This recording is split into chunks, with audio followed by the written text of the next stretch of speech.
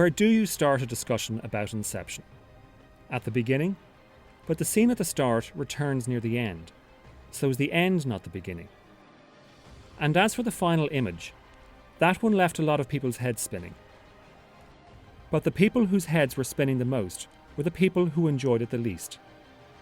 While it was enormously popular with audiences and reviewers, it came in for some fevered criticism from a hardened few who complained it made no sense, the plot was full of holes, and that it was nothing more than a heist movie.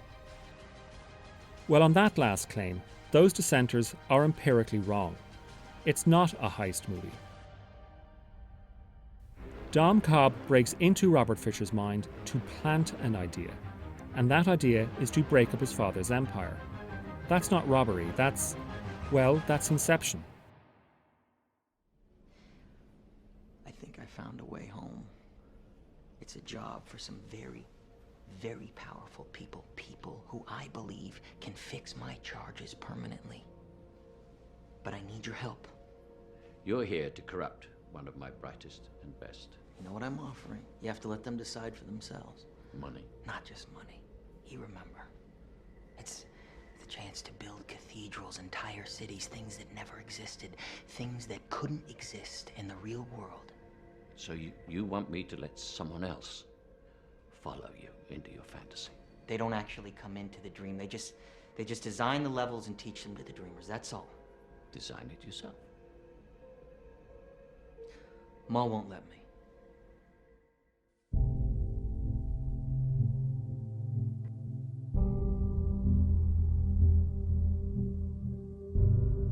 Actually, Inception is an art house movie disguised as a $160 million science fiction action adventure. While writer-producer-director Christopher Nolan has said that one of the inspirations for the film was the James Bond series, he also seems to have drawn from a French film made in 1961 called Last Year at Marienbad. And yet, paradoxically, Nolan didn't actually see Marienbad until after he had completed Inception. What he had seen, though, were films that borrowed from Marienbad. Which in a way is quite apt, because in Marienbad, memories and dreams and so-called realities intermingle to a point where you can't tell the difference between the three states. If this is a dream, I should just kill myself to wake up. Right. I wouldn't do that if I were you, Mr. Fisher. I believe they have you sedated, and if you pull that trigger, you may not wake up. You may go into a further dream state. Now, you know what I'm talking about. You remember the training. Remember what I said to you. Give me the gun. Nolan comes across as a very intense personality, which is odd because I find his films very playful. All right, so listen, why don't you give me a call when you want to start taking things a little more seriously? Here's my card. Nolan can be a mesmeric filmmaker, a magician, and one of his recurring tricks is his use of time. His first feature film, the rarely seen Following, uses a multi-layered flashback structure, while his second film, Memento, is told backwards. Batman Begins is non-linear, The Prestige runs inside out, and so far his only films that have been told completely straight are Insomnia and The Dark Knight. And with Insomnia, Will Dormer has difficulty telling what time it is. It's 10 o'clock, Detective Dormer. you bet. At night.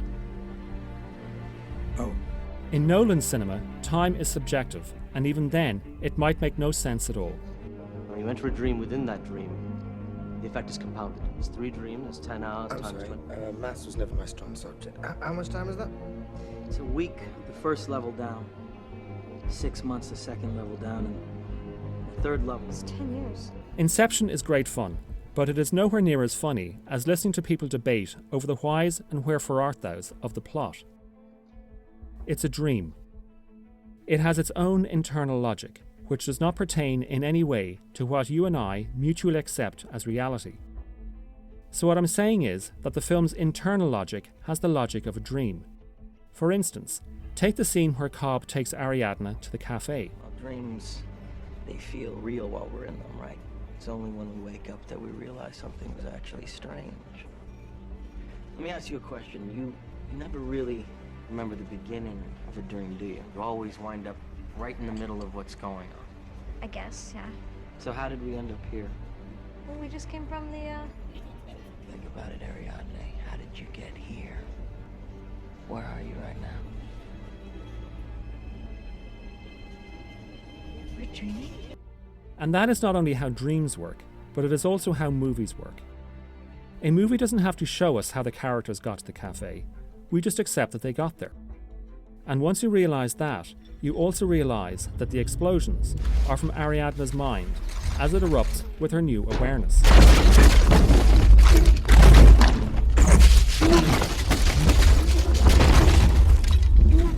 Those images are very reminiscent of the ending to another arthouse movie, Zabriskie Point, which is directed by the Italian minimalist Michelangelo Antonioni.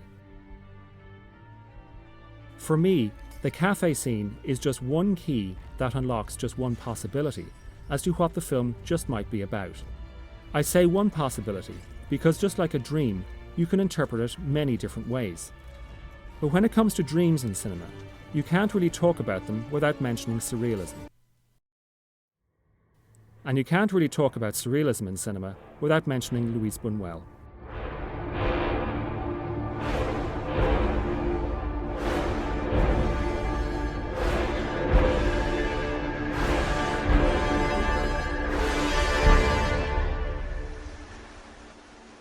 Un Chien Andalou is the most influential surrealist film of them all. Surrealism revels in the juxtaposition of the incongruous, pitting recognisable things against one another so that they appear strange. Oddly familiar. In a word, uncanny, to the point that we can't quite understand them. A dream is uncanny and hard to understand because a dream itself possesses no meaning.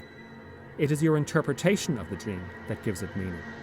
And just as you decide what a dream means, you seek out all the clues that confirm for you what you think it means. Each mirror confirms what the other mirror is showing, but all it is showing is its own reflection or projection back onto itself. And that is pretty much how most of us go through life. What we see confirms to us what we already think of the world. You're depressed, you see sad things. You're happy, you see nice things. The trick, as Ariadne discovers, is to break the illusion.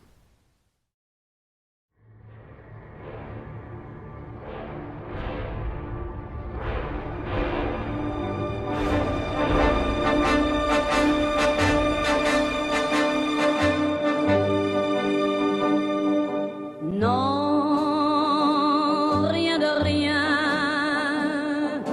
Non, je ne regrette rien. Ni le bien qu'on m'a fait, ni le mal, tout ça m'est bien égal. Non, rien de rien.